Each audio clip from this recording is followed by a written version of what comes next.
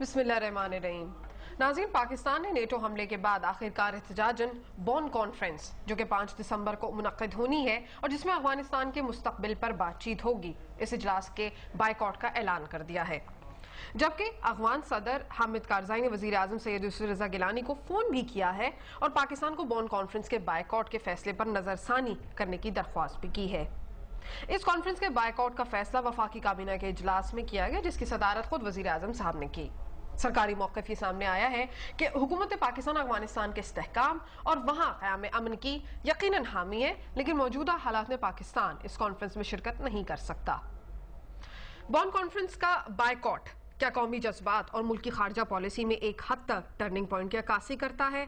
इस पर आज हम बात करेंगे, क्योंकि ये वक्त है कि बैनुल अक़वामी बरादरी को एहसास दिलाया जाए कि पाकिस्तान ने खित्ते में पायदार अमन और इस्तेहकाम में कितना अहम किरदार अदा किया और कितनी कुर्बानियां दी, लेकिन फिर भी हमारी इलाकाई सालमियत पर यकतरफा कार्रवाई के तहत हमले किए गए।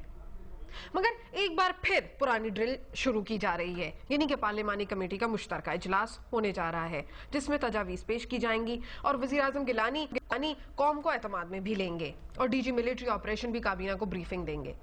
नेटो और अमेरिका ने इस वाक़े पर अफसोस जाहिर करते हुए तहकीकात करने का भी ऐलान किया है, मगर अमरीकी joint chief of staff chairman general Martin Dempsey का कहना है कि पाकिस्तान के साथ ताल्लुकात बहुत ही मुश्किल राह पर थे, मगर इतने खराब ताल्लुकात पहले कभी नहीं देखे, क्योंकि पाकिस्तान ने 2 हफ्तों में शम्सी एयरबेस अमरीका से खाली करवाने का ऐलान भी कर दिया है, जो कि अमरीका के लिए शदीद धचका है। मगर एयरक्राफ्ट खड़े के अमरीका के पास दीगर ऑप्शंस भी मौजूद हैं।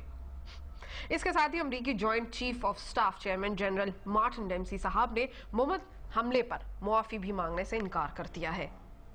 हमारी अस्करी क़यादत का कहना है कि तहादी अफवाज को चौकियों का इल्म था और मुश्तरका तहकीकात से कोई नतीजा निकलने की उम्मीद नहीं, क्योंकि जून 2010, सितंबर 2008, जुलाई 2011 में होने वाली खिलाफ वर्जियों की इंक्वायरी का भी अभी तक कोई नतीजा नहीं निकला। आईएसएफ और नेटो को पाकिस्तानी चेक पोस्टों का इल्म था और जानबूझकर हमला किया गया। नाज़रीन, यहाँ ये बात बड़े दुख से कहनी पड़ रही है कि मोहम्मद हमले में शहीद होने वाले हमारे 25 जवानों की शहादत से कौम को जो सदमा पहुंचा है, उसका इजहार ना तो सिविल हुकूमत के रद्द अमल ने पूरा किया और ना ही अस्करी क़यादत ने। अपोजिशन के सियासतदान अपने अपने जलसे करते रहे और हुकूमत सिर्फ मीटिंग्स में बिजी रहे। अपने साथ होने वाली ज्यादती और गैर कानूनी इकदामात पर अमरीका से सिर्फ नीम गरम एहतजाज करना क्या काफी है? बॉन कॉन्फ्रेंस के सिलसिले में हमें क्या करना चाहिए, या फिर हमें कोई सिफारती मुहिम भी चलाने की जरूरत है? क्या हम यूएन के चार्टर के मुताबिक अपने साथ होने वाली ज्यादती पर सलामती काउंसिल का इजलास तलब कर सकते हैं? और अगर हम इजलास तलब कर सकते हैं तो हमने अब तक ऐसा क्यों नहीं किया? क्या यह हकीकत नहीं कि अगर अमरीकी हमलों का यह सिलसिला इसी तरह जारी रहा तो क्या हम दहशतगर्दी खत्म करने की कोई जमानत दे सकते हैं? क्योंकि ये बात भी सच है कि अमरीकी हमलों के नतीजे में अवाम के अंदर जो इश्ताल और नफरत फैल रही है, उसी के नतीजे में दहशतगर्दी भी पैदा हो रही है। क्या हमें अपना केस आलमी बरादरी के सामने दलाइल के साथ पेश नहीं करना चाहिए, या एक बार फिर हम चंद बैनुल अक़वामी चैनल्स बंद करके कबूतरों की तरह आंखें बंद करके हकीकत से नजरें चुराने पर ही इक्तफा करेंगे?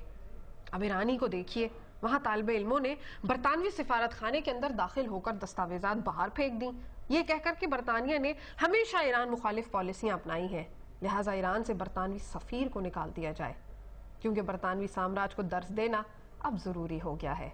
हालांकि ईरानी वजीर खारजा ने बरतानवी सिफारत खाने पर किए जाने वाले हमले पर इजहार अफसोस भी किया है। बहरहाल यही है आज के सवालात। फिलहाल वक्त हुआ एक मुख्तसर से वक्फे का, लेकिन वक्फे पे जाने से पहले मैं अपने शो में अपने गेस्ट को इंट्रोड्यूस कराऊंगी। आज हमें ज्वाइन किया है शो में गुल मोहम्मद झागरानी साहब ने, जो कि रहनुमा पाकिस्तान पीपल्स पार्टी के, सेनेटर मुशाहिदुल्लाह खान साहब ने, जो कि रहनुमा मुस्लिम लीग नून के, और उनके साथ इस्लामाबाद में मौजूद हैं जनाब अंसार अब्बासी साहब, जो कि सीनियर सहाफ़ी हैं और किसी तारुफ के मोहताज नहीं है, और हमारे साथ कराची में मौजूद है ब्रिगेडियर रिटायर्ड हारिस नवाज साहब, जो कि रहनुमा है APML के। छोटा सा वक्फा लेते हैं, वक्फे से वापस आते हैं, डिस्कशन को स्टार्ट करते हैं, मेरे साथ रहिए।